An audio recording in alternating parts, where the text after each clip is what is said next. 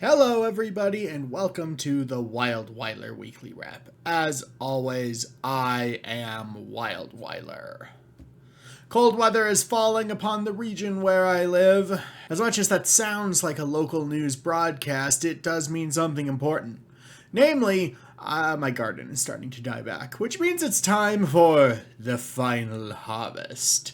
And what I mean by that is this year I mostly planted herbs, and I've been picking, leaves off of them sort of all year, and now it's time to just cut those things back and see what I can get out of them. The big thing I planted this year more than anything else is I planted a whole bunch of different mints, like just a bunch of mints. I kind of lost the tags for them, so I don't know exactly which mints I planted, but hey, there has been a lot of picking leaves and drying them so I can make my own blends for mint water. I know what you're thinking. Wild, that's tea. No, I didn't plant tea, so I'm not making tea, okay? Words mean things sometimes. And in this case, tea means tea. And mint tea is only tea, I suppose, if there's D in it. Otherwise, it's mint water. Which means, for your notation, that I am a more ethical purveyor of leaves than either Stash or Bigelow or Lipton, so please update your rankings accordingly in most ethical leaf purveyors. That's right, old WildWeiler's on top, because I know what a leaf is. Speaking of leaves, I have a small stockpile of them right now, and I'm excited to drink some mint water all frickin' winter long in my lovely little dome buried under snow, or whatever happens here. Probably just a lot of rain this year, to be entirely honest.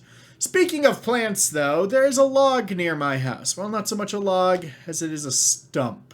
And that stump is just absolutely filled with mycelium. I mean, like, packed to the gills. Literally, because mycelium. Anyways, every year around this time, it blooms. You can tell it's going to bloom because we also have a regional type of gnat that explodes in population this time of year, right before the winter kill-off. So all this happens around the same time. It's really hard to get pictures of this particular stump because it's near a very popular running area, and people either kick it to kick the mushrooms off of it or poke it with a stick and ruin the mushrooms, which is sad. But this year, I got to the blooms early enough. And before I show you some wonderful pictures of some wonderful mushrooms, can I just remind you all, leave the mushrooms alone, guys. Like, I beg of you, please. They're just doing their thing. If they're outside, like, I get if you have mushrooms in your house, you have to take care of that. But if they're outside, please just leave them alone. I mean, I get that mushrooms would kick you if they could, but that doesn't mean we have to strike first, you know? Anyways, here's some images and some music.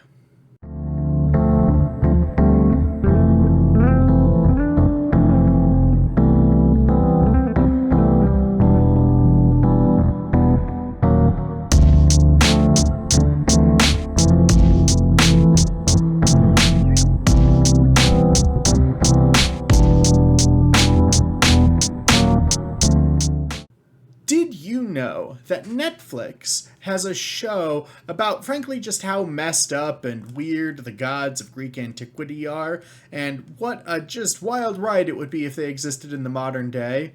I know, you're thinking it's kind of like American Gods, but it's not. It's different. And actually, my description isn't even accurate. It's more like if they sort of always existed, including our understanding of Greek mythology.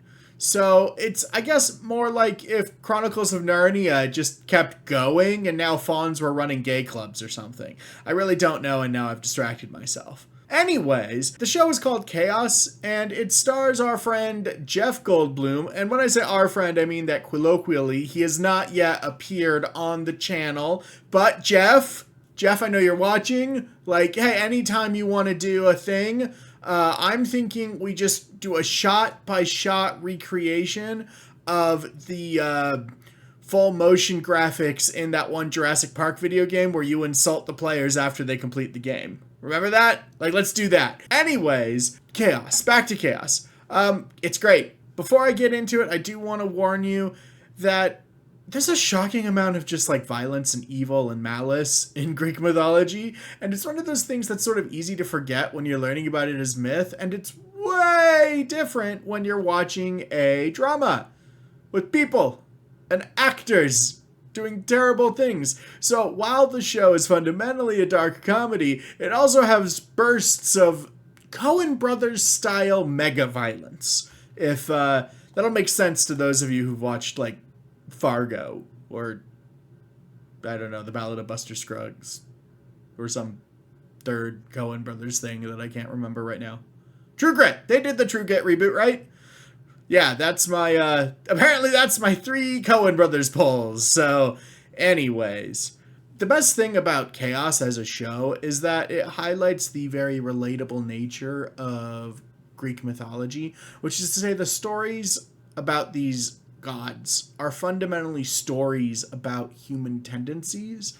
They're fundamentally about people, but by making them as gods, it makes their actions both more tragic and more inevitable. Like the god of, madness is going to be mad, and therefore, there's a little bit of inevitability to a lot of actions and in that regard that make it interesting to play with, but also relate directly back to humanity.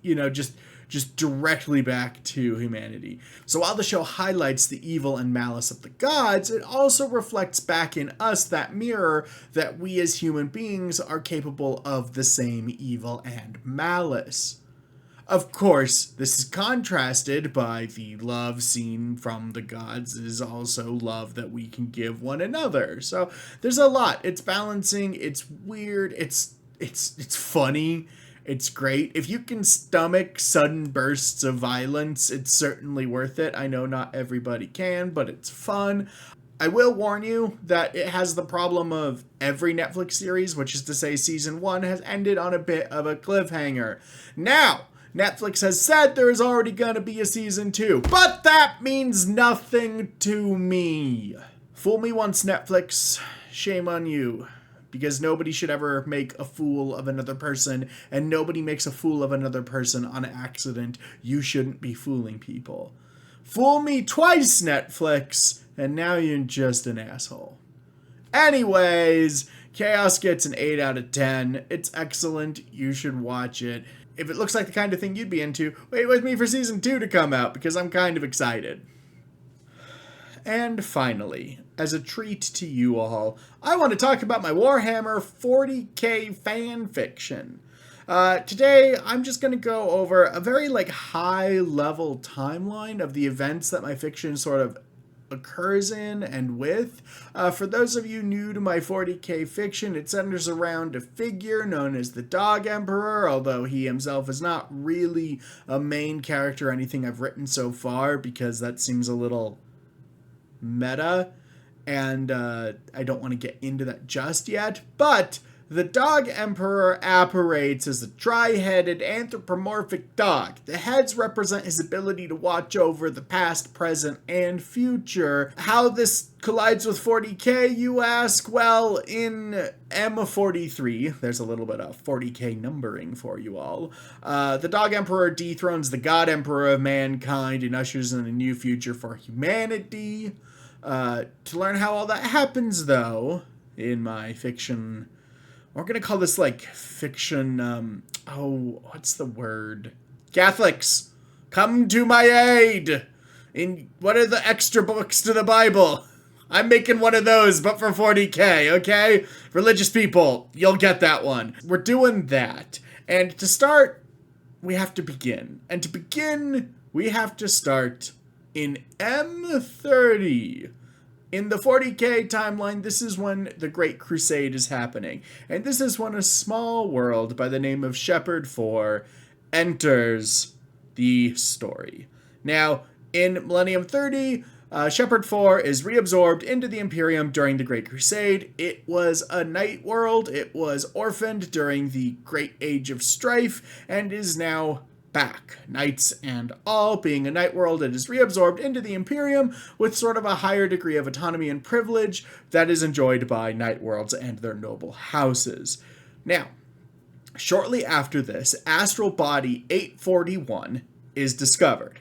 Astral body 841 is a red giant star with several orbiting planets. Its orbit is projected to tear through the Shepherd system in M31, which, due to its gravitational pull, will slingshot Shepherd 4 into the void and leave it as a rogue, frozen ball. The Imperium, learning this, begins working on a plan to migrate the population of Shepherd 4 and maintain the noble hierarchy of the world to somewhere else. Now, simultaneously, tithes extracted by the Imperium leave the planet without the resources to build its own fleet of arc ships to conduct its own evacuations. Then, in M31, the Horus Heresy happens. Shepherd 4 sees little to no direct action, but it is garrisoned by the Imperial Navy for refitting and munition manufacturing. The Knights of the World are also deployed to a couple of battlefields, but no fighting actually happens on the grounds of Shepherd 4 during the Horus Heresy. The Horus Heresy ends. When the Horus Heresy ends, the Imperium, as we all know, is in tatters. The Imperium's grip on the world, of course, gets stronger. Having lost a lot of ground in the Horus Heresy, it does not want to lose what ground it has. So Inquisitors are embedded into every aspect of Shepherd 4's society, just kind of like everywhere else in the Imperium, but also Night Worlds are now getting more scrutiny on them than they ever have before. The Imperium, seemingly having forgotten its promise to save the inhabitants of Shepherd 4, kind of just makes no effort to evacuate the citizenry of the planet, yet still demands tithes that prevent them from rescuing themselves. A few things also happen in M31 because, as I mentioned, the planet's going to get knocked out of its orbit. So, by 452.M31, the Great Domatoria are constructed. These are massive shelters designed to withstand the weight of the carbon dioxide-based atmosphere, or nitrogen-based atmosphere, I should say, freezing and eventually falling down when the planet gets knocked out of orbit. This is where most people will live on Shepherd 4 in most of the fiction I write. On 502.M31, Astral Body 841 ejects Shepherd 4 from its orbit, leaving it as a rogue planet. By 505M31, the surface of Shepherd 4 is entirely unlivable, as the first of many great storms caused by the carbon dioxide in the atmosphere freezing and coming down like snow cover the entire planet. Now, sometime during M32, ships from the Imperium stop arriving at Shepherd 4. The last of the tithes are extracted, and by all accounts, it appears that contact has been lost with the Imperium. This is declared as such on 782 M32. Society continues in the way of most Imperial planets at the time. It does have a fair amount of Inquisitors keeping sort of things in order, but without regular tithes actually being taken from the planet, there is a little bit of social discord and the, hey, why are we setting aside so many resources when nobody's coming and picking them up? And the general state of things like never having sunlight really kind of just get to people. This goes on until year 003 M36, when a person known as Saint Bruthilda inscribes what is known as the blasphemous truth on Shepherd's shield. Shepherd's shield being the shield of the highest ranking noble's knight. That's Shepherd's shield. Ta-da! Anyways, she inscribes this blasphemous truth on the shield, and it immediately leads to the restructuring of Shepherd 4. That is done in a massive coup where all of the Inquisitors are killed in one night. Most of the sort of priests and ecclesiarchy are either purged or get with the new program, and sometime in the back third of M32, the cult of the Dog Emperor is formed. Society continues from here, building as it was, but with the different idea of who should be in charge going forward. Now, at this point, my timeline gets a little fuzzy. So, big picture, we're all under development here. Sometime in M40, the Astracanum is founded. This is because the first Canis Adeptus are brought into service of the Dog Emperor. Now, Canis Adeptus, for those of you that are new around here, are the Dog Emperor's Space Marines. That's kind of the name, Canis Adeptus. And then if they had to have a Legio name, because they're not chapters, there's only one of them, it's just a legion of Astracanum. So that's where, like, this lore is all got its 40k adjacent vocabulary, but I will say the Astracanum is a legion. They're not a chapter, because they're not broken up into chapters. They are the Legion of Astracanum. You could call them a traitor legion, I suppose. If you want to, they are. They just haven't fallen to chaos. Anyways, at some point in M41, the first Canis Sapien are born. Now, these are humanoids who resemble the Dog Emperor physically, but are born to human parents and are a key part of the coming of the Dog Emperor, who has yet to manifest physically.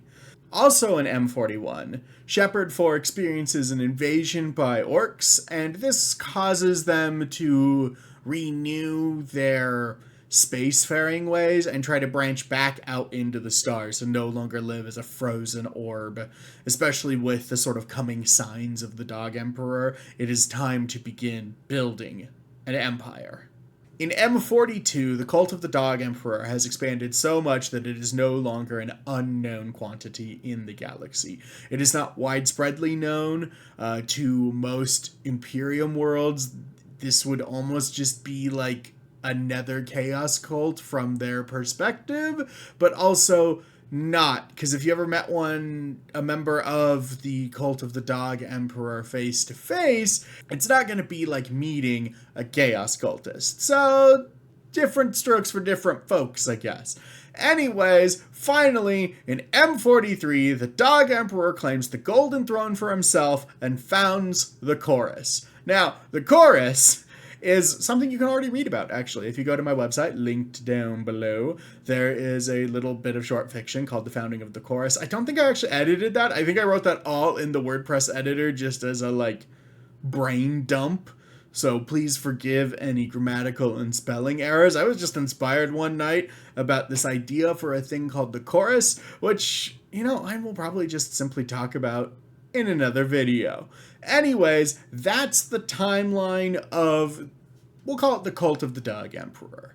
And that's what I'm doing. That's what I'm making. That's what I'm thinking. That's what I want to do. Right now, I'm writing about that orc invasion I sort of talked about in M41 as a way to play with how the cult of the Dog Emperor works as it's ramping up, and that the first Canis Sapien have been born, and it's really time to start establishing what will be the Dog Emperor's domain within the galaxy when he decides to apparate, as it were. It's been a fun challenge. The thing about writing 40k is you have to remember that the setting itself is grimdark. And what I want to do to contrast here is I want to inject like more hope without ruining sort of the darkness, if that makes sense. I don't think there's a high enough baseline level of hope in 40k fiction. That which I've consumed, like, individuals have hope. Society doesn't. So I like the idea of writing about a society that's essentially like candle in the wind, if you will. And that's what I'm doing. And I'm thus far having pretty fun. Pretty fun. That's the words that I'm going to use to describe it, because that's about as grammatically correct as my first drafts are. Anyways, that'll do it for this week. Thank you all for watching. If you liked that rambly bit about my 40k lore, just tell me. I'll talk about my 40k lore more. It's fun. I like doing it. So if you liked it, let me know. And also come back later in the week, because Superliminal episodes are still coming up on Saturdays. I haven't made a comment section for this episode because while you guys have been leaving lots of comments, and I should probably have rewarded you by making one, as you all know, I am going to art school, and that is sapping my time. So we need to figure out ways to do this faster. But that's okay. I'm still here, and I thank you for still being here. Have a nice day, everybody. Bye-bye.